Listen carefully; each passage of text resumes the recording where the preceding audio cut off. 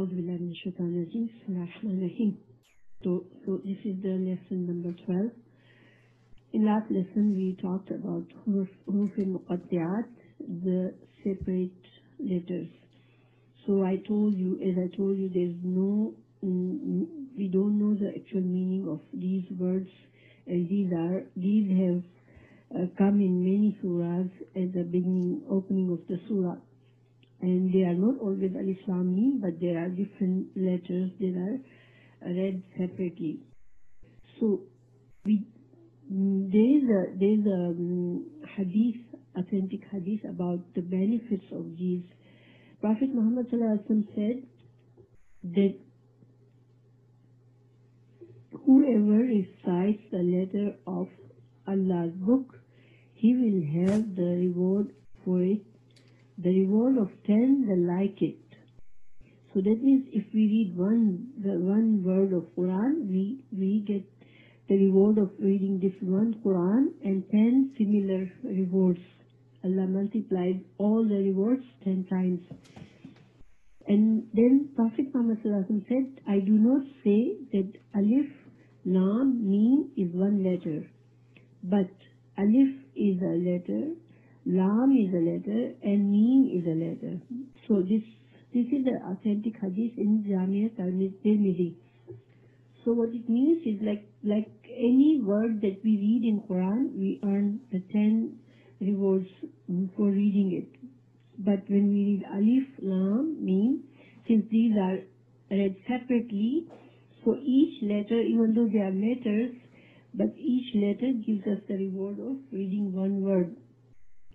So by saying Alif, Lam, Meen, we earn 30 rewards of reading 30 words from Allah's book. So this is a hadith about the benefit we get by reading it. Now, as I said that Allah has explained the hikmah, the wisdom of things that are not clear in Quran. There are some verses or some words that we don't know the meaning, and Prophet Muhammad has not clearly explained us those meanings and why Allah has put those things in Quran.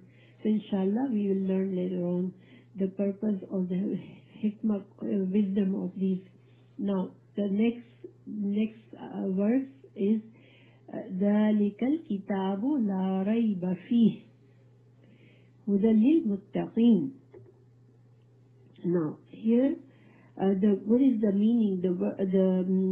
Just the translation of this verse is: this is a book, the Quran, whereof there is no doubt, a guidance to those who are al-muttaqeen.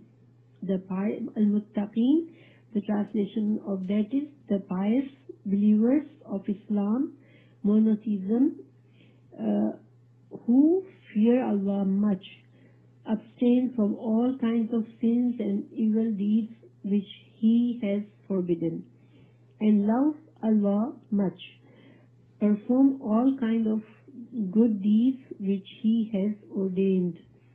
So this is kind of the short meaning of this verse. Now, the sentence Dalika means that. Okay, Al-Kitab is used here for Quran. So that book, La means we are negating, no, not. Raiba is the doubt. It's read doubt, but the doubt is like a very small doubt, right? There are different words used for doubt in Arabic, but the raib is the last, like very tiny doubt. So now, what does this verse tell us? That there is no doubt in the book. Okay, there is no doubt in the book. Now, this book, there's no doubt. This is what is the translation. Now here the sentence seems like incomplete. What does it mean? It doesn't have any doubt in it. So there are different meanings of this. They are driven from different verses of Quran. and with the explanations of narrations, and scholars have come up of these meanings.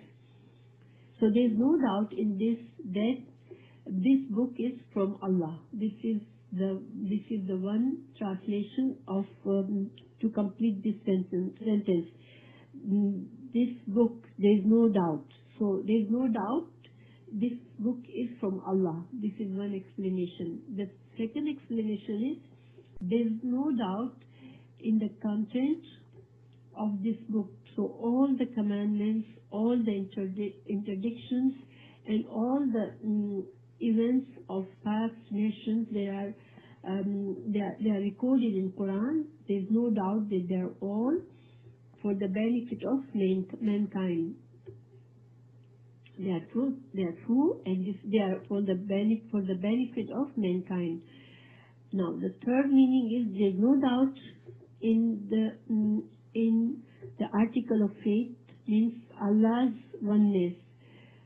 There is no doubt in the mission of Prophet Muhammad sallallahu alaihi wasallam, and there is no doubt in the resurrection of the dead. So, this is article faith is made of three things here. Allah is one, only one. This is the Tawheed, the oneness of Allah. The mission of Prophet Muhammad sallallahu alaihi wasallam, that this mission is, Allah has appointed him for this mission, and his mission is to establish the Allah's law on his earth, and he introduce people to Allah and to introduce the law of Allah and to establish it on this earth. And the resurrection of the dead is the belief that when we die from this world, when we spend our life on this world, and when we die, this is not end of us. We have another life after that, and we would be resurrected. We would be brought back to life as a body and soul, and then that would be the beginning of our next life. So and this is what we are told, and this is what we believe. So this is the article of faith. A Muslim has to believe this.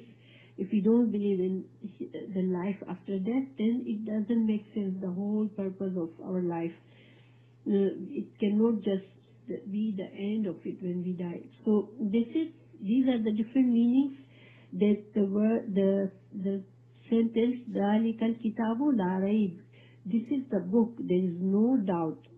So there is no doubt in, number one, that this is from Allah. Number two, that all the content in this book are for the benefit of mankind.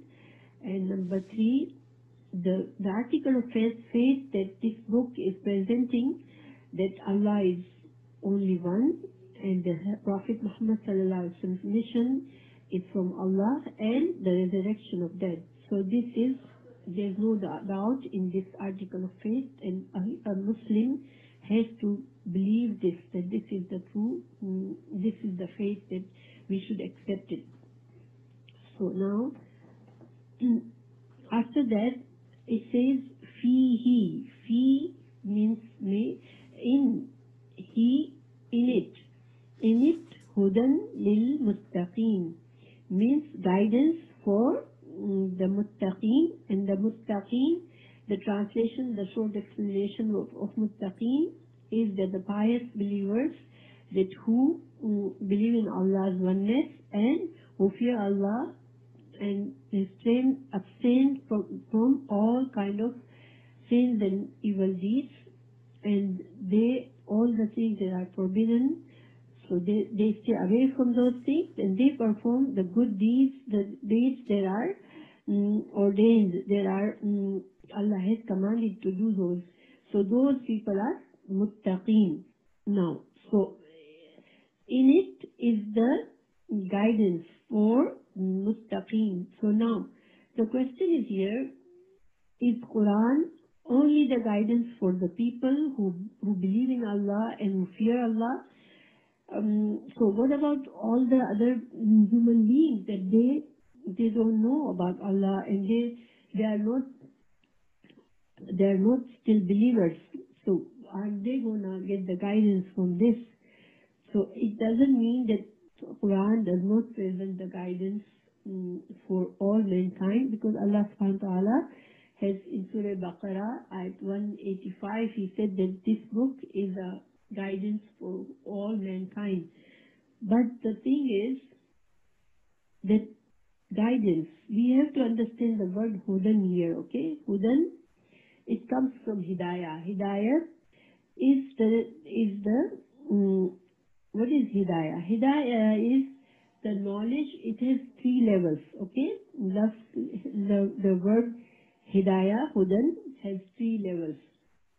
To know the right path of Allah, that is one level of the Hidayah, the guidance. That a person knows what is the right path to spend this life that Allah has showed us. The second level is the ability to walk on this path and do whatever is required to do by Allah and stay away from those things that Allah has forbidden us to do, and be steadfast on it, like to spend the whole life following Allah's laws and be an obedient servant to Allah. So this is a second level, because many people know what is truth, but they don't always they are not always willing to follow it. People know there is God, but how many people think that, okay, we have to listen to Him, we have to know what He is all about, why did He create us, what He wants us to do. There are many people, they know that there must be a God, because when we look at this earth, we look at the things around us, we know that there is some creator that has created us, ourselves. We are not created by our own. And there's a creator who has created this universe. So most of the people know there's a creator. But how many people think about it? There's a way that creator has presented us how to live this life. The one who has given us this life, He has showed us how to live this life. This is not too many people do it. So who does that? Who does think about these things? Who believes that one day we will be resurrected? We would be dead in this world. We will die, and then we will be brought back to life, and our body and soul, we will be have another life in front of us, and that life we would be accountable for whatever we have done in this life. So if somebody believes firmly on that, then they fear Allah. Why? Because then they know that I'm not just completely free to do whatever my heart pleases in this world. We have some laws to follow. We have some regulations. We have some guidance or guidelines to do it. And this, even if a person thinks a little bit logically, they would know that in this world there are small governments and there are small kingdoms, but they all require laws for their citizens.